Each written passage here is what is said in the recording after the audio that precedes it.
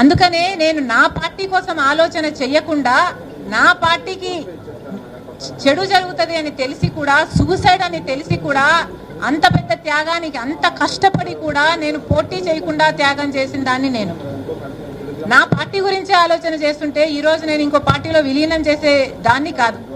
నాకు కావాల్సింది ప్రజల శ్రేయస్సు, నాకు కావాల్సింది తెలుగు ప్రజలు సంతోషంగా ఉండాలి, నాకు కావాల్సింది అక్కడ ప్రజలు బాగుండాలి, ఇక్కడ ప్రజలు బాగుండాలి. కాంగ్రెస్ పార్టీలో చేరాను కాబట్టి, కాంగ్రెస్ పార్టీ నా మీద ఆంధ్రప్రదేశ్ బాధ్యత పెట్టింది కాబట్టి ఆంధ్రప్రదేశ్కి రావాల్సి వచ్చింది. కానీ ఒక మాట చెప్తున్నాను, నేను రాజశేఖర రెడ్డికి బిడ్డగా, నాకు తెలంగాణ రాష్ట్రం మెట్టినిల్లు అయితే ఆంధ్ర రాష్ట్రం పుట్టినిల్లు. నేను ఇక్కడ పుట్టాను, జమల్మడుగులో పుట్టాను, అవును అక్కడ పెరిగాను, అక్కడ పెళ్లి చేసుకున్నాను, వాస్తవమే. కానీ నా పుట్టినిల్లు ఇదే.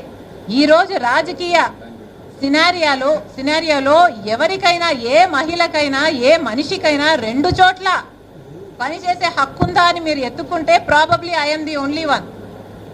నాకు ఒకటి పుట్టినిల్లు అయితే ఒకటి మెట్టినిల్లు.